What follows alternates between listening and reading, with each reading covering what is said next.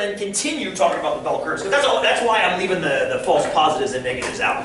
That project is actually not even part of the formal part of Math 243, but as soon as I help my neighbor relax about her pregnancy because of it, I'm like, this is too important not to talk about. We need to talk about this now.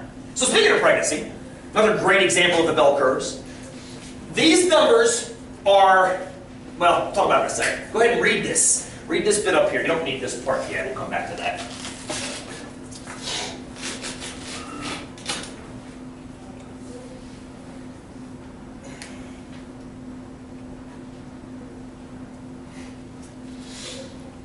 What's that mean?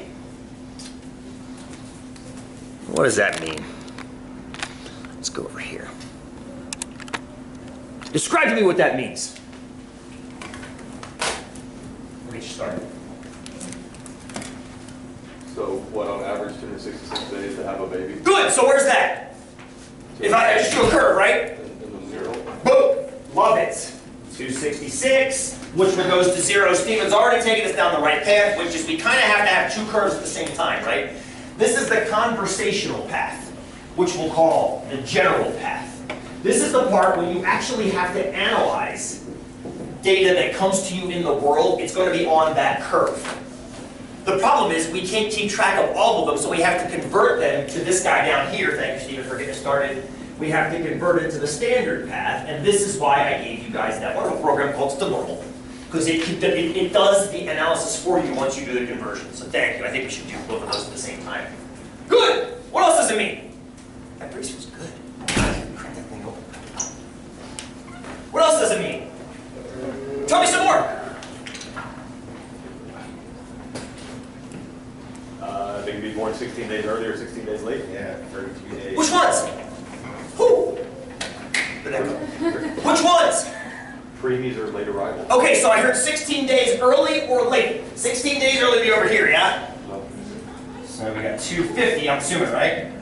And then 16 days late would be up here, 282, if I did my math right? Yeah. And I love what Trey just said. He said preemies or late arrivals. Yeah. Okay, be careful with that, we'll come back to that. Okay. Tell me something about those 250s and 282s. Say that again. Aaron. Good! It's one standard deviation, -1 to 1. Excellent, which means you also know what? 68% of births, roughly 2 in 3 births, are gonna be between this and this length. So if somebody's 3 days over their due date, you can just tell them, relax, it's the standard deviation. To which case they'll smack you in the face because with the baby out. But I understand that. I get that, right? I get that. Lydia! Oh, Lydia. Lydia! Oh, what's up, Miss Lydia? Does that mean if the baby is between those, like if it was at 270, it wouldn't be considered a late arrival? Hold that thought. You guys are, the preemie versus late arrival actually do have mathematical definitions, and I want to analyze them. So hold that thought. I want to get more general right now. I love what you guys are saying. That's why I love this exam. Anybody go on 2? Because this is 68%. It's like Right, whatever, and 68%. so our 2 right? standard deviations, 95%? You just closed the door. That was so much better than It was, man. That was very nice. Boo. Oh, wait, you can do it backwards. Boo.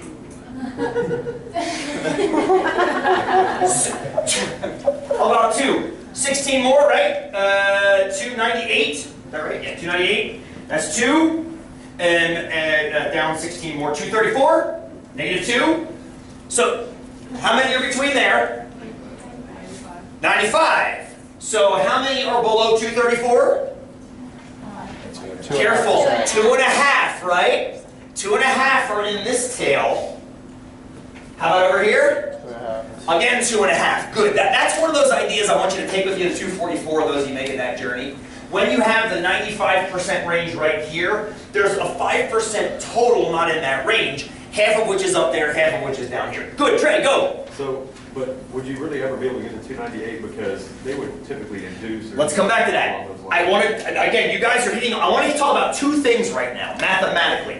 It's preemies and late arrivals. That's what, because I was curious about this. I was curious about both these things, like, how do they know? Because there's a whole section of the NICU that's devoted to preemies. So what's my first question, of course, is, what's a preemie? Like, this is statistics, right? We're upset because the obesity rate in America is off the charts. My first feeling, do I feel outrage? My first question is, define obese, right? The autistic rate is off the charts. My first question, define autism. ADHD is no longer considered a blah, blah, blah, blah. My first question, define ADHD. You're looking at it, but define it, right? So that, again, I always want to go to the definition. So this is why I'm not trying to push your guys' questions back. I'm trying to see, let's get to them like in a logical. So I looked at preemies. Here is what I have. Oops, if I hit that button, I think I did. There, oops, there it is. This is the definition I have seen over and over and over and over and over again for premature births. If they are in the shortest 5%, you can't see that on the camera, let me swing this back over, there we go. If they are in the shortest 5% of births, then they're preemies. So you got an expectant mother in your office, and she's concerned because she's having contractions and it seems early. And you tell her, well, as long as you're not in the shortest 5%, what's she going to do? She's going to crack you over the head with whatever she's holding. Because what does she want to know? She want to know if she gives birth right now, which it feels like she might, is that baby going to be considered a preemie? You have to answer that question. You have to answer that question. So do you see how this is not a complete answer for someone who doesn't understand statistics? For you it might be, but for a non-statistician this is not a clear answer. What is the length that chops this, right? The 5th percentile. So earlier than what? 33 weeks. Then 30, we have 33, where 33 weeks come from? 33.4, because I took the 234 by 7 days, and you get 33.4 weeks. You took 234 by 7 days. Yeah, so divided that, well, because those are all days, right? Those are in days, yeah. Okay, so I put it into weeks. So you okay, so divide all those by 7, make it weeks. If you're going to tell them We weeks. just leave it in days. I mean, no, let's take ourselves out of doctor's office for a second, and let's just talk about days amongst ourselves. Nobody's going to give birth right now, right? So we got time. Let's just talk about days. Okay. So, go, one more. Keep talking, keep talking. So basically having whatever amount of days. Actually, you know what? Here, let's add some stuff to this chart. What percentile is this? That's P50, right? 266 days is 50th percentile. What percentile is that? This is a fun question, isn't it? This is a fun question. What percentile is that? Think about this for a few moments. Think about this for a few moments. You have the tools to answer it, but you have to do a little bit of clever arithmetic too. What percentile is this right here? I heard 25th? I heard 5 somewhere. Q2. Q2, which would be the 25th, actually that's Q2. You mean Q1? Yeah. That'd be 25th percentile as well? Well, so I'm pointing to this. What percentage is coming to your guys' mind? What is this right here? What's this right here? 34. We can call it 34 because this is 68. So if this is 34, what's this? So what's this? Isn't it 16? Think about why. Think about why. Explain to me why it's a 16th percentile. Based on those two numbers I just said. I said, what is this? And you said this is 34, yes? And then I said, what's this? And this hand is actually in the wrong place. What is this? That's 50. So what did I do with the 50 and the 34? I subtracted them because if from here to here is 34% of the data, here to here into the tail has to be the remaining 16 and make up that half of the curve. Does that make sense? Yep. So this has to be the 16th percentile. Fair? Okay, is that good so far? Maybe ish. Get there. What's this? What's this? See that? You know the answer because somebody said it earlier. A few of you said it earlier. 2.5. Isn't it the 2.5th percentile? Because that's the cutoff between this bottom 2.5% and everything else. See, remember what percentiles are? They're chopping the bottom part from the top part. Can we extend it out the other way too, as well? I think we can.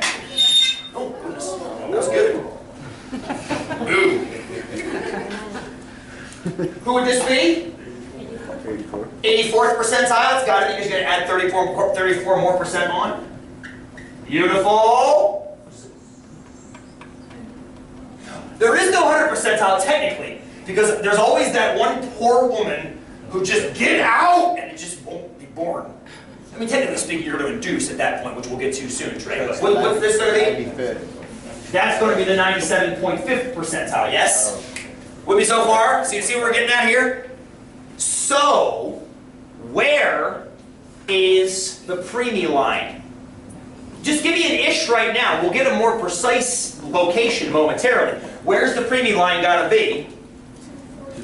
So somewhere in here, yes? It's going to have to be somewhere in here. It's obviously above 234. So I'm thinking somewhere about there, yes? That is the preemie line of P5, the 5th percentile. And below that is going to be 5%. Above that is 95%. But that demarcation right there tells us what the cutoff is for those 5%. Now it says shortest 5%. Whether you're at that line or left of that line, you've been born too early by the term premature birth. And then I guess you get a little inflator and stuff on your lungs and things like that. Good so far? But the question is, what is that number? Well, we know it's bigger than 234. We know it's less than 250. So what number is it exactly? Can we do it? Can we do it? So I have a question.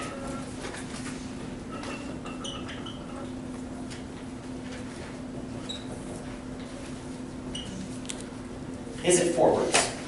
Or is it backwards? I don't know. A quick vote for backwards. We have the percentage. Say that again? We have the percentage. Because I have the percentage, you're agreeing with Eric. Zach says it's backwards as well. And he gives me a reason because they have a percentage. And that's what Eric said too. He's like, wait a minute, he said 5th percentile. That means he gave us 5%, which means we have an area on the curve, which means that's our starting point. If we start with an area, it's a backwards problem. Absolutely. So what we have to do first is, we have to find this area, 5%, figure out what goes with that. What do we then have to find that's paired with that area? With the red marker. Say it again, nice and loud! We're going to, but to find the x-score, we first have to find the z-score, don't we? We have to find the number of standard deviations first. So in other words, if backwards, we have to go from area down to this, and then once we have that, we just have to do the conversion up to that, and we're done. Compare this to the last thing we did in class last Thursday, which was we start with the x-score, go to the z, and then go to the area. It's exactly backwards. Area, z, x. Boom, out. So, my question to you, what z-score corresponds to that area? Negative 1.64. What? Negative 1.64? What the hell? How'd that come out so quickly? Well, you have technology, right? You're going to have to use that. I mean, there's no way to do it without technology. So, here we go. Let's swing over here, get your TIs ready. Go up here on the screen.